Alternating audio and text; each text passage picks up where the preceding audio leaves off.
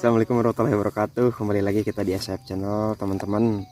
Baraya SAF peternak milenial. Hari ini kita sudah ada di kebun jamolok lagi. Tapi biasanya kan saya sendirian.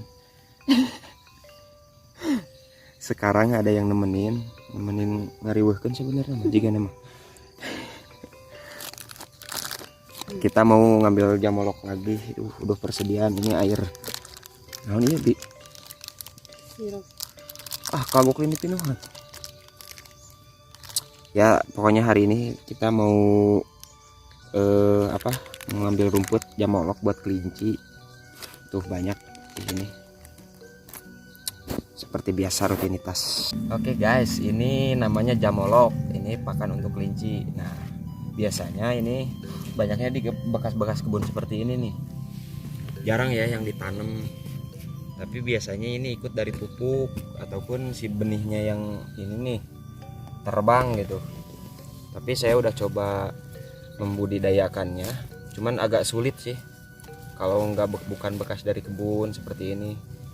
Ya memang mungkin ini tanaman liar termasuknya, tanaman liar. Tapi ini bisa bisa dikatakan bisa dimanfaatin gitu buat pakan ternak walaupun tanaman liar. Tapi ini dijadiin sayur buat manusia juga bisa. Enak soalnya kalau buat manusia gitu, buat jadi lalapan. Ini buat kelinci yang berumur sekitar 1 bulan lah sampai dewasa.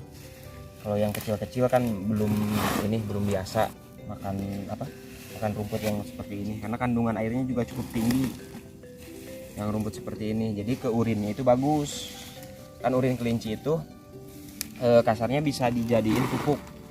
Nah kalau dikasih pakan ini, kapasitas urinnya itu bagus, banyak ya, dan tentunya tidak mengurangi unsur hara yang ada di dalam cairan pupuk kelinci itu, pupuk cairnya. Jadi kalau yang senang berkebun, pelihara kelinci, pakai pakan yang begini nih, kan pupuknya lumayan tuh banyak, jadi nggak usah beli gitu, ngirit gitu teman-teman. Ini saya udah dapat sekarung setengah, tinggal setengah karung lagi.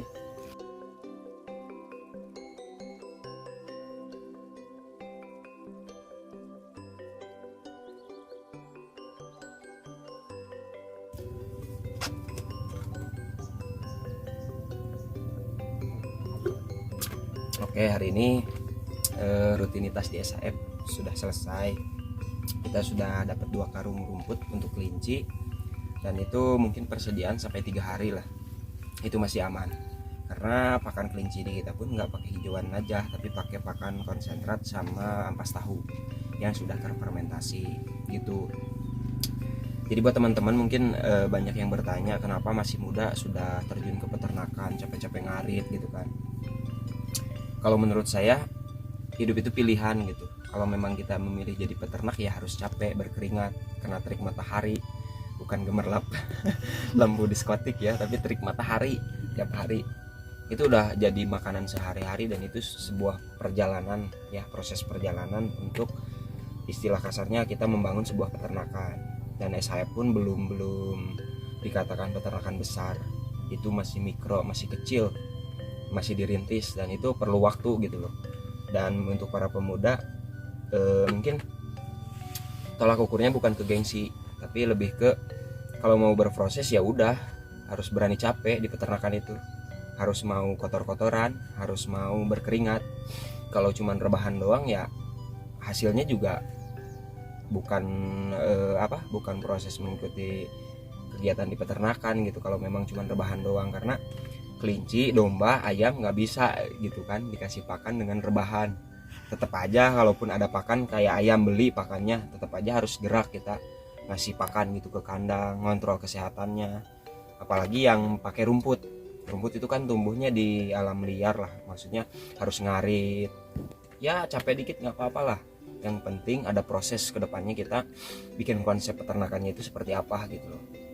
Bukan melulu harus ngarit, bukan terus-terusan harus capek-capean, tapi kita harus punya konsep pada saat proses merintis, ya capek dikit gak apa-apa lah gitu.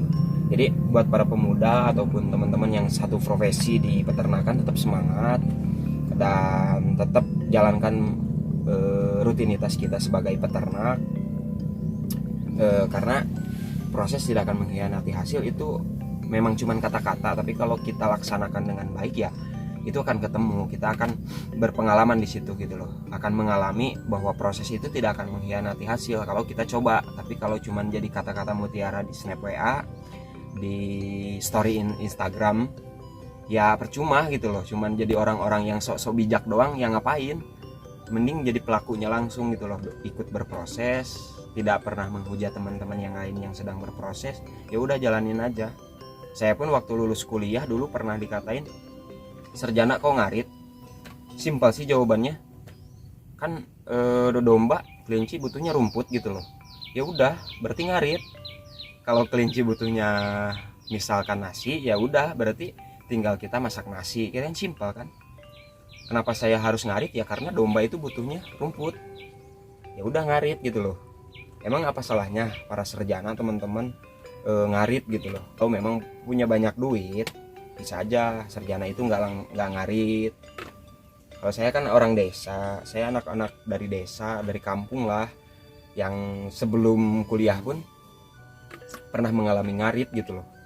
Pernah mengalami kerja di kandang, maksudnya kegiatan di kandang itu udah biasa gitu loh.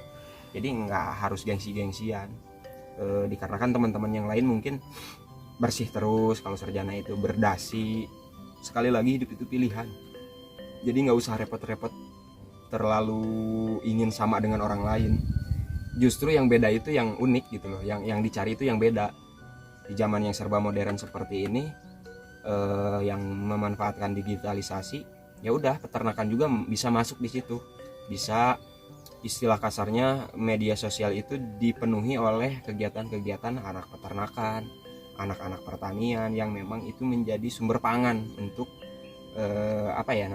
untuk menambah kecerdasan anak bangsa. Salah satunya kecukupan gizi itu ya dari peternakan, dari perikanan, dan dari sumber-sumber pertanian itu yang paling utama gitu loh. Karena sebagian besar warga Indonesia kan makan nasi berasal dari beras, dari padi gitu kan, itu hasil pertanian.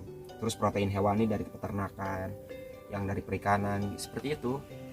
Jadi nggak usah termakan gengsi hanya karena kita